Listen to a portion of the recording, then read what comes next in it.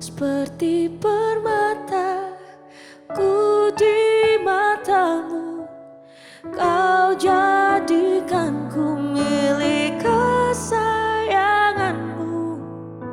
Seperti Bapa mengasihi anaknya,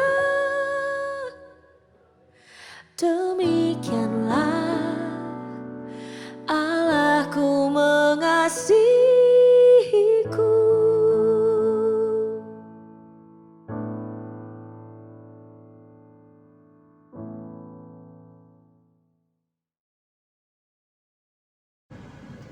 Puji Tuhan, haleluya. Kembali lagi kita di dalam program Renungan Sosanim dalam bentuk podcast. Baiklah saudara yang dikasihi Tuhan, pada malam hari ini kita akan merenungkan kembali firman Allah yang datang kepada kita semua, yang saya ambil di dalam kitab Roma pasal yang pertama, kitab Roma pasal yang pertama ayat yang ke-16. Sebelum kita membaca firman Allah ini, kita dahului terlebih dahulu dengan doa. Mari kita berdoa. Ya Tuhan, Bapa kami yang ada di dalam surga, yang maha besar, yang maha kuasa, yang maha berdaulat, agung dan mulialah namanya. Terima kasih untuk kesempatan hari ini.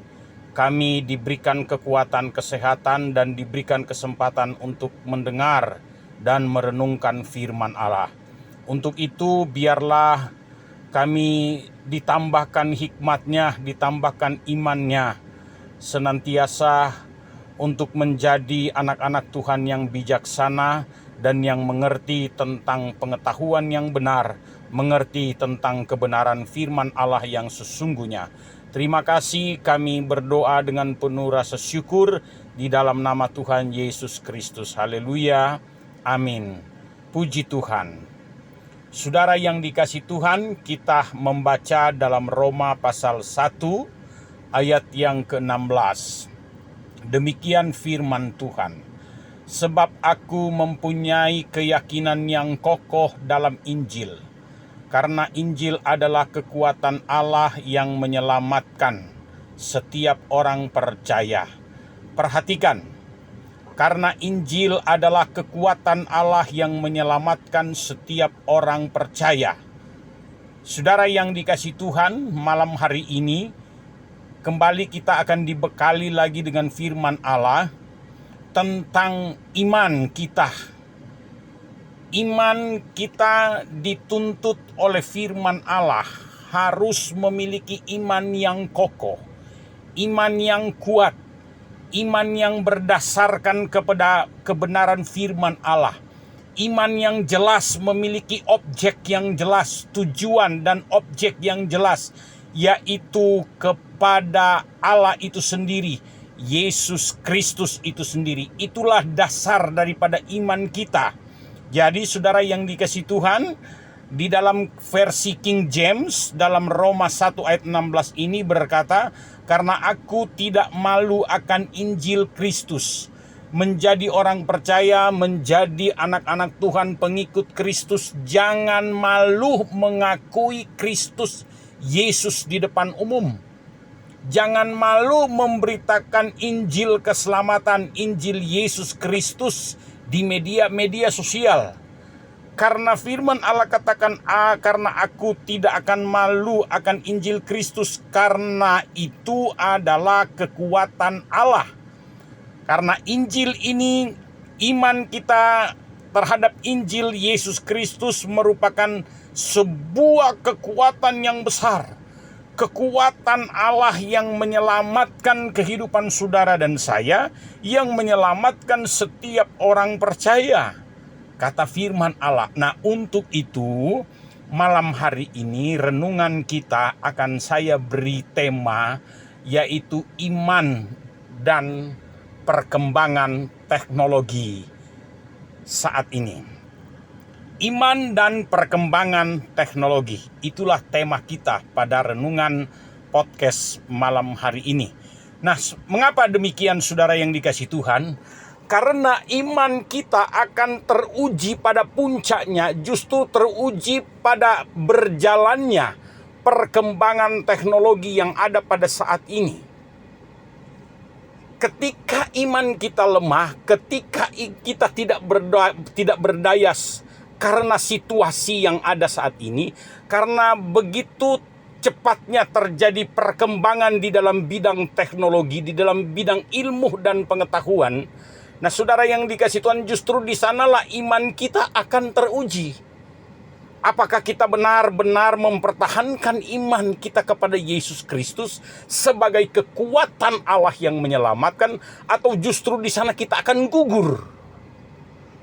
Jadi, iman, puncak pengujian iman kita justru pada masa-masa kini, yaitu pada masa kita bercengkrama, kita berhadapan dengan sebuah perkembangan teknologi dari segala bidang. Harus kita ingat, orang percaya harus ingat ini.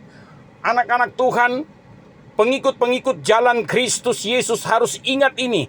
Saudara yang dikasihi Tuhan, saat-saat ini kita sedang digiring, saya ulangi, kita sedang digiring ke puncaknya perkembangan teknologi melalui yang disebut digital.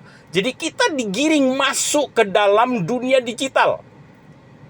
Nah, kalau kita sudah digiring masuk ke dalam dunia digital, nah saudara yang dikasihi Tuhan, disitulah iman kita akan terlihat, iman kita akan teruji. Apakah kita gugur iman kita, atau kita tetap mempertahankan iman kita kepada Tuhan, kekuatan Injil Yesus Kristus itu sendiri.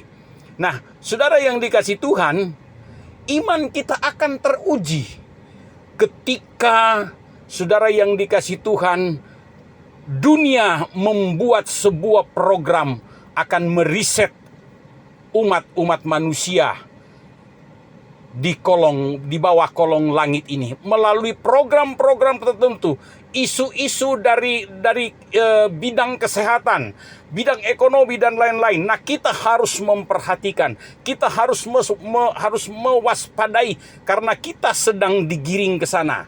Tujuannya apa? Ketika kita masuk di dalam dunia, dunia berhasil menggiring kita kepada dunia digital, maka kita sedang diarahkan kepada satu objek penyembahan, yaitu penyembahan kepada setan melalui digital.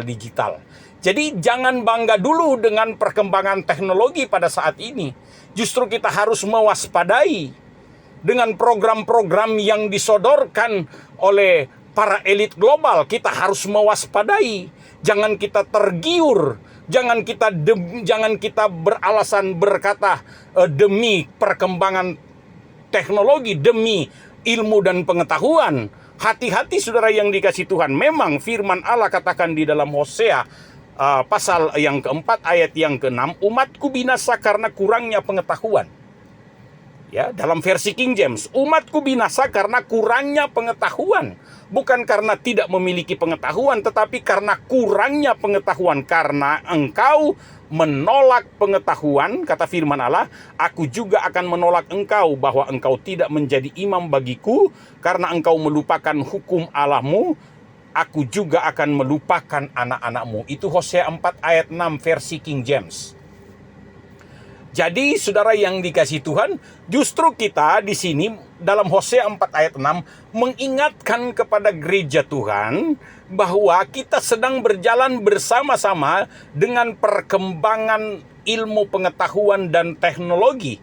Nah, untuk itu saudara yang dikasihi Tuhan, di sini kita harus mewaspadai. Jangan sampai kita kemudian tergiur, jangan sampai kemudian kita terlena di dalam ilmu pengetahuan dan perkembangan teknologi yang ada, saudara yang dikasihi Tuhan, sehingga kita masuk di dalam yang disebut dunia digitalisasi itu. Nah, kita sedang digiring, diarahkan kepada satu objek penyembahan, yaitu penyembahan kepada setan. Jadi kita didinakbobokkan di sana, semua disodorkan begitu mudah. Kita mau bertransaksi aja begitu mudah. Ya, mau menjual, mau membeli begitu mudah. Tidak perlu lagi yang namanya cash money. Kita sudah bisa menggunakan pembayaran secara digital, QR misalnya. Nah, tapi hati-hati, kita sebenarnya sadar tidak sadar kita digiring kepada satu objek penyembahan, yaitu penyembahan kepada setan. Ini berani saya katakan, saudara yang dikasihi Tuhan, melihat fakta-fakta yang terjadi pada saat-saat ini. Perkembangan yang terjadi di segala bidang, ya, yang sedang terjadi, yang terjadi di depan mata kita, melalui program-program dunia oleh elit-elit global dalam segala bidang, kita harus mewaspadai. Apa yang dikatakan oleh firman Allah? Mari kita lihat di dalam Wahyu pasal yang ke-13, ayat 16 sampai dengan 18. Dan ia menyebabkan sehingga kepada semua orang kecil atau besar, kaya atau miskin, merdeka atau hamba, diberi tanda pada tangan kanannya atau pada dahinya. Dan tidak seorang pun yang dapat membeli atau menjual selain daripada mereka yang memakai tanda itu, yaitu nama binatang itu atau bilangan namanya. Yang penting di sini ialah hikmat. Perhatikan saudara yang dikasihi Tuhan. Yang penting di sini adalah hikmat. Barang siapa yang bijaksana, baiklah ia menghitung bilangan binatang itu, karena bilangan itu adalah bilangan seorang manusia, dan bilangannya ialah 666. Nah, yang membuat program untuk demi alasan perkembangan teknologi, perkembangan ilmu dan pengetahuan dalam bidang teknologi, dengan alasan itu orang mampu mengkuncurkan dana sekian banyak. Untuk apa? Dengan tujuan sebanyak-banyaknya manusia disesatkan oleh perkembangan teknologi itu. Saya lebih condong kita kembali kepada seperti zaman dahulu.